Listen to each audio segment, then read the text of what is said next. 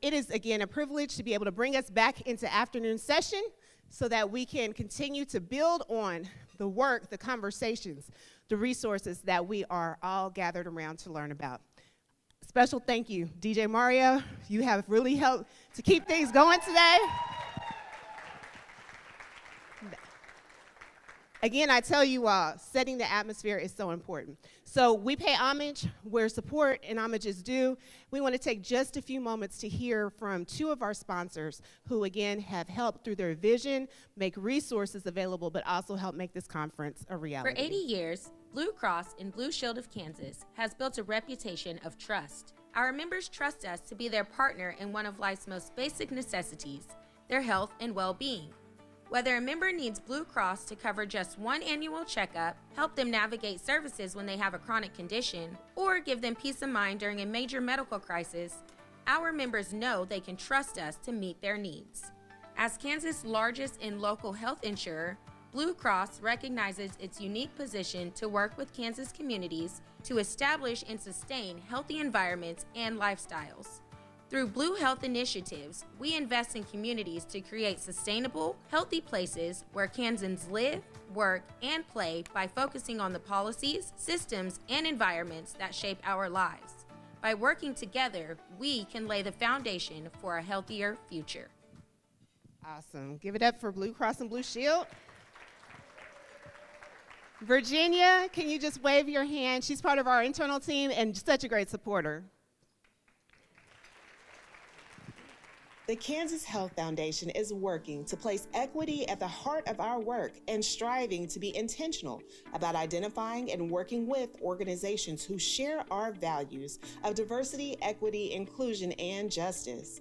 $3 million has been designated to create a Building Power and Equity Partnership program designed to strategically work with select community partners to build power and advance racial and health equity. Through partner and community conversations, the Kansas Health Foundation will extend an invitation for proposal to those working to address racial and health equity with a focus on communities with the greatest health disparities, specifically historically redlined communities, organizations led by and/or serving communities of color, organizations and communities focused on equitable policy outcomes, and civic and community engagement within communities of color. If we want different results and more equitable services, we need different systems and solutions. Follow our Thoughts on Equity blog and join us in this effort. We won't successfully dismantle systemic racism if we aren't willing to call it out and talk about it. We have a long way to go, and it won't be easy, but we have to start somewhere.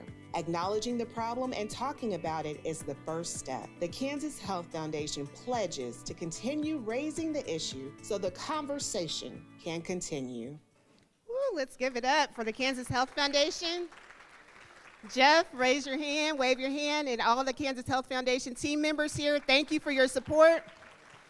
And thank you as a foundation and organization for calling truth to power regarding redlining and how it has impacted communities across our nation, but particularly communities of color. If you do not know about redlining and its impact and understand the local impact, this is not an area where we want to lead in the country, but yet we do.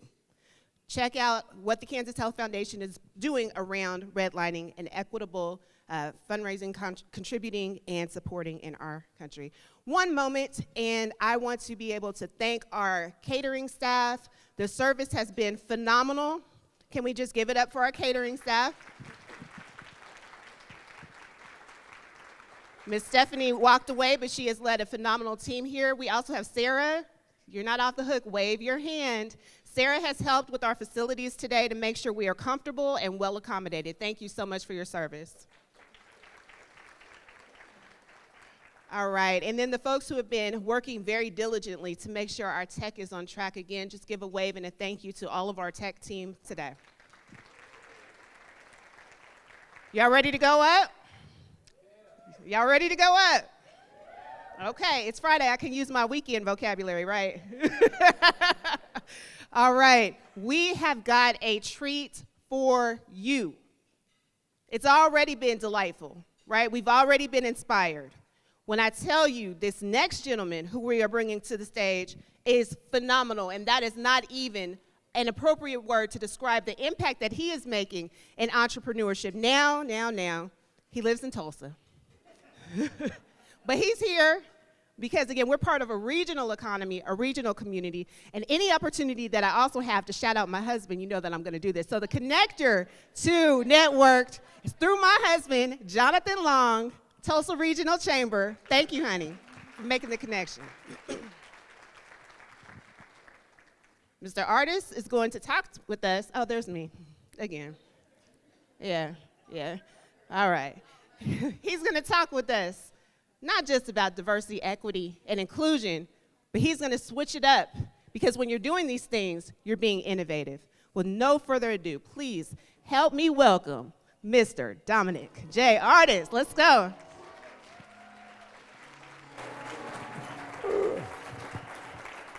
How are you? Good. Can we get up for the DJ? How's everybody doing?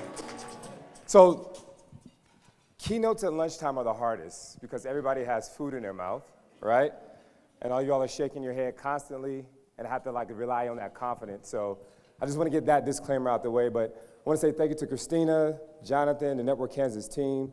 You guys have been amazing. A true delight at the opening reception last night, which was fantastic. That was wild. I never actually went to a black-owned seller before. So shout out to Kansas and all the work that you guys are doing here in Wichita. This is amazing, good stuff.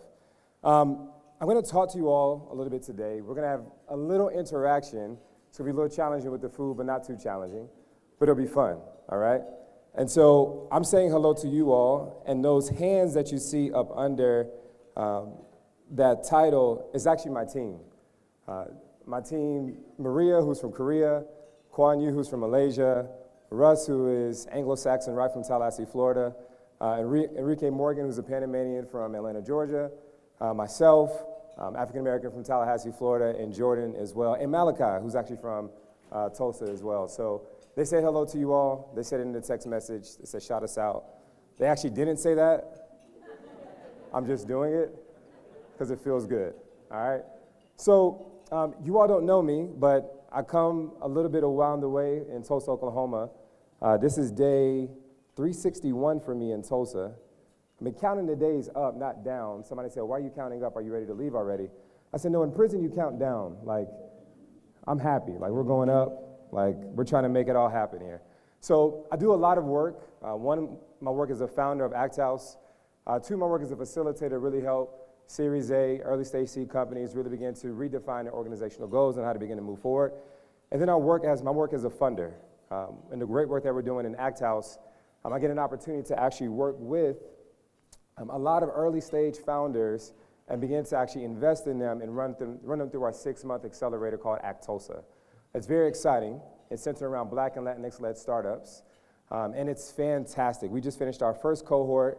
It's a very innovative model where we actually invest $70,000 into each startup at 0% interest and 0% equity, right?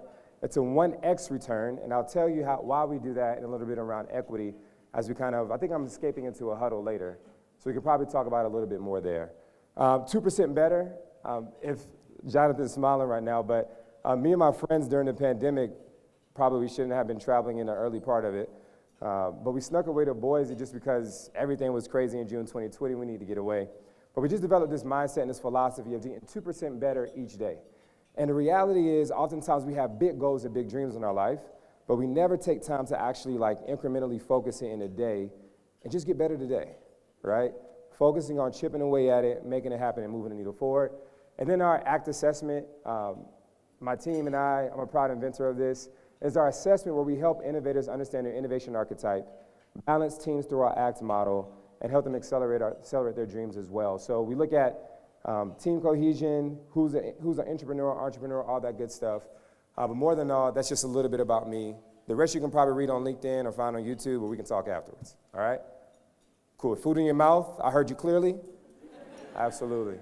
Great. So I hope that after I'm done talking, that you guys have more questions than answers. That a lot of the things that we chat about in this kind of short time frame, kind of just give you a question that fires you up and says, you know what, I need to answer this somehow, some way today. And if not today, tomorrow. But it's a question that you can find that you can chip away at. And we'll take some time and get through some visualization and have some fun in that as well. So, where are we at here? Great. Moving on. So, as we talk about diversity, and we're talking a lot about ecosystems today as well, a lot of people have this thought that ecosystems are linear, right? But they're not necessarily linear, right? They are divergent in their pathways, just like entrepreneurs. And oftentimes when we think about diversity, we think about the same thing, right? How do we actually solve for it? Well, it's DE&I week. Let's find us a good Latinx, Malaysian, black person and have them get up on stage and speak, right? But the reality is that it doesn't necessarily solve for the problem that's at hand, right? So how can we actually leverage innovation and design in order to actually think about diversity, equity, and inclusion in a different way, all right? So, where are we at? Boom, dynamic and layered, sweet. Requires human-centered design. So when we get into this, we're going to walk through an activity. I promise you, I'm not going to take you away from your food too much. I promise you that. I see you guys are chewing real well. I'm not. My stomach is growling, but I do this to myself every time before I speak. So it's just a real reality, all right? But when we think about how we begin to solve the problems, right, oftentimes we don't approach it from a human level, and we need to. And when we take time to actually study and really understand people, we'll understand some just basic things about people, right? What do we love? We need security, right? Everybody needs that in a lot of different ways. You want the freedom to create, right, your own path, right? You want the freedom to create in your own job, ideas, whatever that may be. You may not be an entrepreneur, right? But like, you want that freedom to create and create your own lane in the way that you're moving, right? And we all establish connection, right? It's a big need for us as people.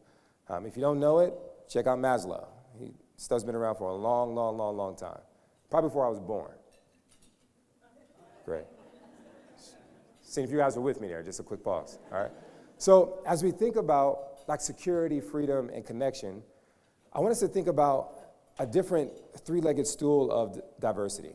I talked about this at Molson Coors, which is a beverage company out of Milwaukee. And we talked about just the different layers of diversity because oftentimes we think about ethnicity. It's the easiest one to go to, right, when we think about diversity. But the reality is diversity is dynamic and layered, right? We're talking about experience, right? We're talking about expertise, and we're talking about ethnicity. And what do we mean by this? Well, I kind of like to break it down in some very simple ways. When we think about experience, we're talking about exposure, right? People's work experiences that they have in life. When we think about expertise, we're thinking about skills, domain, what they're actually doing, what contributions can they make at the table, right? And thinking thoughtfully about that. And then ethnicity, thinking about cultural background, right? What is somebody's upbringing? I was a military brat, so I was raised wherever my daddy went, right? And wherever my mom said, get up, son, we gotta go, right? And being the youngest of four, where trickle-down economics just doesn't work like that, you gotta get going, all right? Because you gotta find your way. But one thing that was very interesting about my upbringing was that I was very exposed to a lot of different cultures at a very early age. Living in Saudi Arabia for 4 years, it was crazy. In a military compound, a lot of different people, a lot of different races, cultures, and creeds. But everybody all had their set of experience as well, right?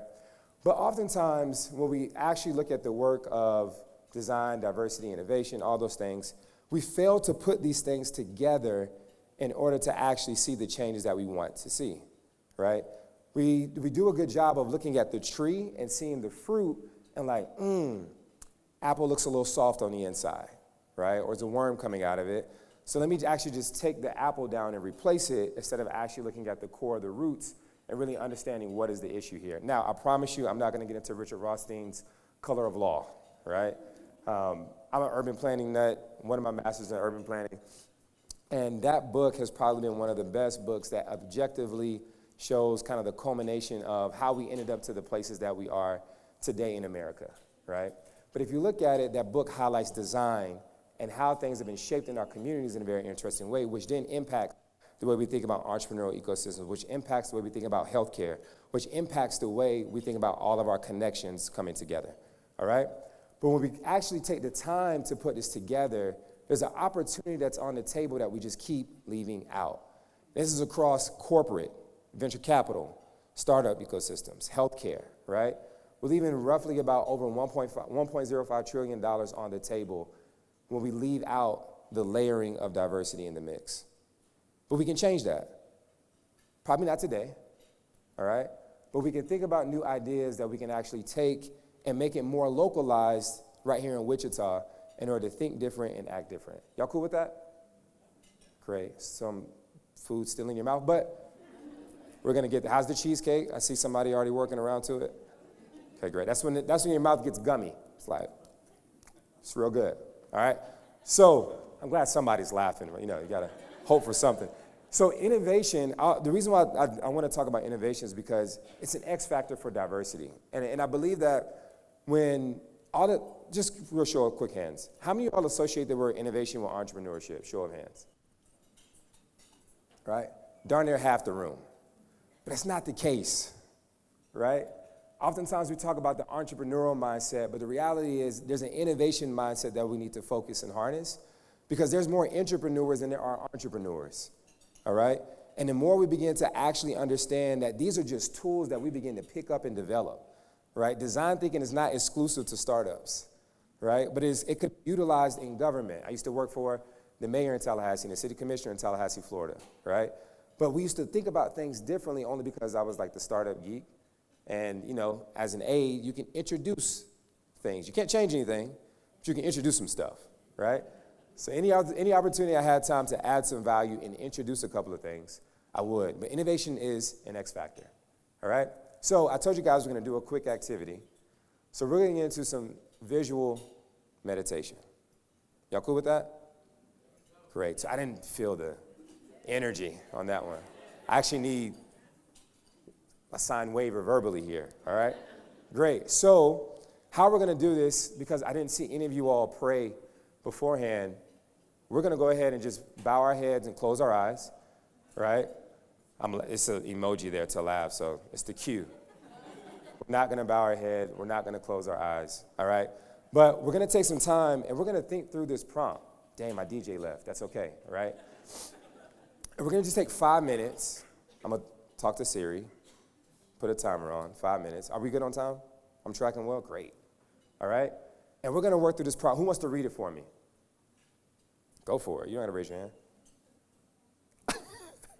I thought you had a clear view. How might we build infrastructure for an exclusive ecosystem for generations to come? Okay.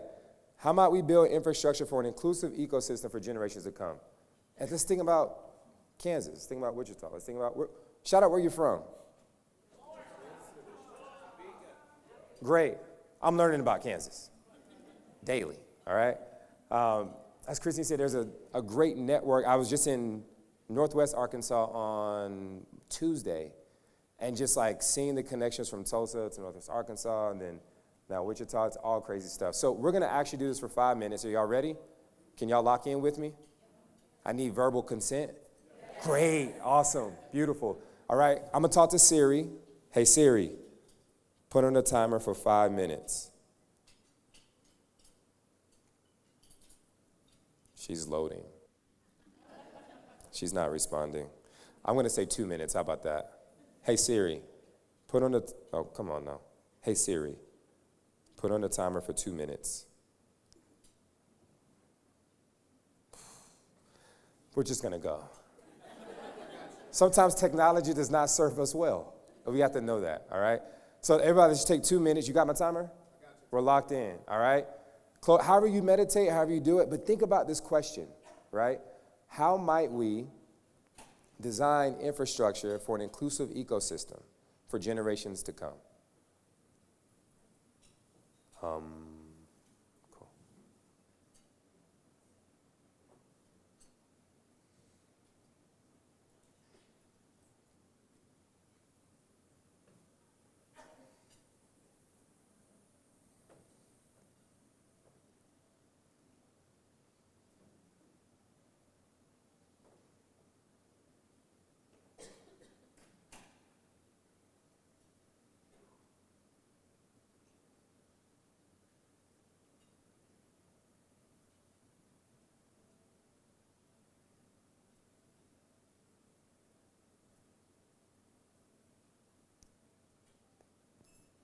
We're rounding the corner on 1 minute.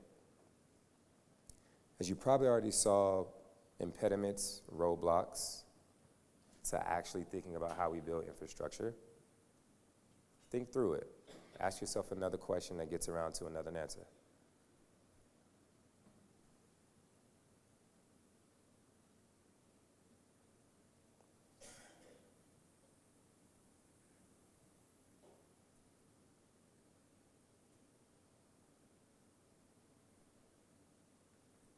Seeing some smiles on some faces.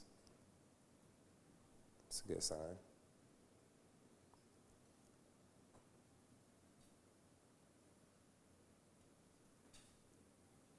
All right, time. How y'all feeling? Saw some things? Yeah? Anybody? Feeling good? Who thought that was weird? Just show of hands real quick. Oh, y'all are playing me right now. I know you guys are lying to me right now. And I can see, like I got a good view here. Wow. I'm sorry, that was a bad word. Who's telling a story right now? Okay, cool. How many of y'all saw some interesting insights, like saw some cool ideas? Raise your hand. Cool, short arm T-Rex. All right, we're there. All right. No, I mean, I didn't, let's raise it high. It's like in the classroom, like everybody's like, ah. Right here. All right, so the reason why I wanted you all to walk through that is because oftentimes when we're talking about building inclusive ecosystems, or we're talking about diversity and equity, right? We see a problem and we respond immediately. If we take George Floyd for example, I live 2 blocks away from George Floyd, well, where he was murdered in Minneapolis, right? But it was such this outpouring of everybody saying what we are going to do, right? In response to this around racial equity, injustice, all these things within the nation. But I don't know if you all have looked back at the stats about what actually has been done to date. They don't reflect that strongly upon our human fabric, right? And how we begin to do that. But the reason why I wanted you all to think about that question is because as you ask yourself questions in the work that you are doing in your respective cities, regions, wherever that may be, it's a game changer. This is a picture of the manifestation of us asking a question in 2016. That's my timer? Oh, you got a question? Oh, okay. Yeah, real quick.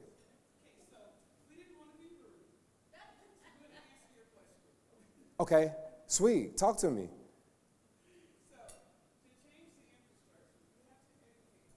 Yep.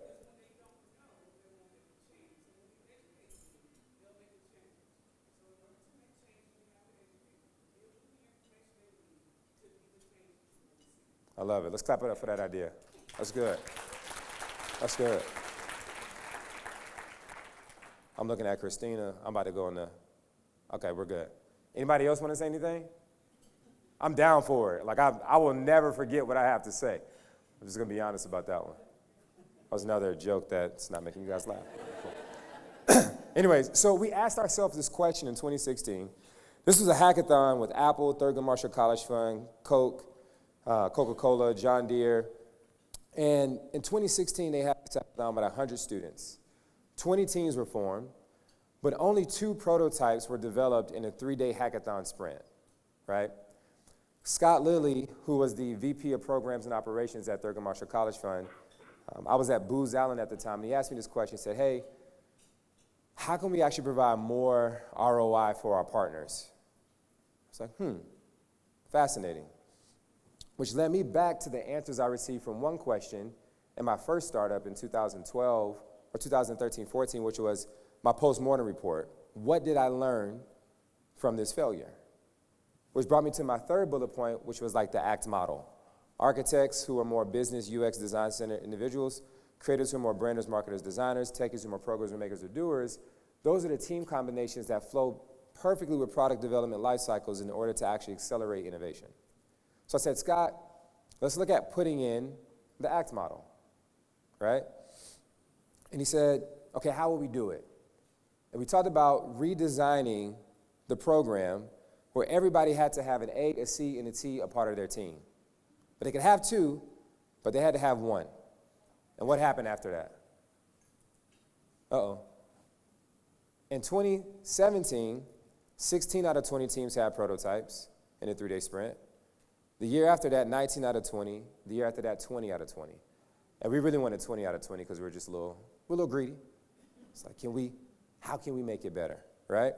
But it's just asking the questions more than anything that lead us to new answers and not getting into a concrete mindset around this is the way, right? But staying exploratory about how we begin to solve for the issues that we experience today, all right? So as you guys are thinking about this around innovation and different approaches like design thinking, it's not a design thinking workshop.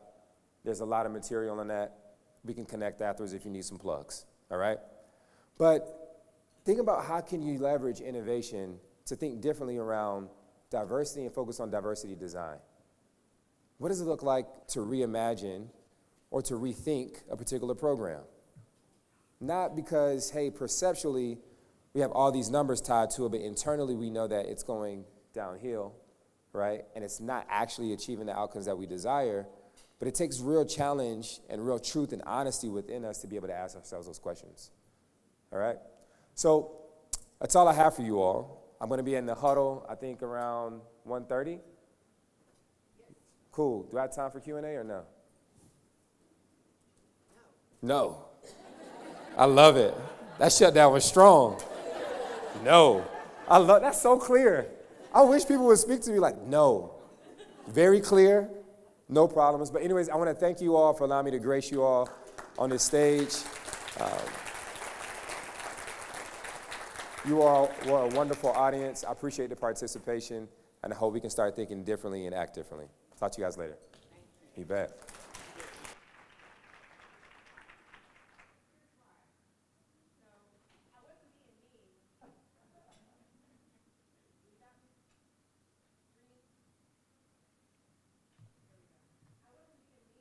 Because he said he wants to make sure to generate more questions, right? Oftentimes the key to breakthroughs is asking questions, the curiosity. When you don't know everything, when you don't know even what you don't know, but you're confident enough to say, you know what? I have a question. How many of these resources began to occur because there was a question? There was a question. What would happen if? How many of you have started many questions? What would happen if? How about we think about it like this? I don't know what to do, but who do you know who does? Those are some questions, right? Dom has asked a lot of questions to be able to create a model that is breaking through and giving solutions where many people just see problems. And I don't know if you all have picked up through the morning sessions, through our mixers, there are so many answers in this room. This is not a hype game. We could have got a whole lot of different speakers to get up here and do a lot of pomp and circumstance. But those who hang around me know we don't do pomp and circumstance. We do change. We do change. And so, no, they don't get to ask questions now. They get to ask questions in the afternoon huddle. Let's cue it up.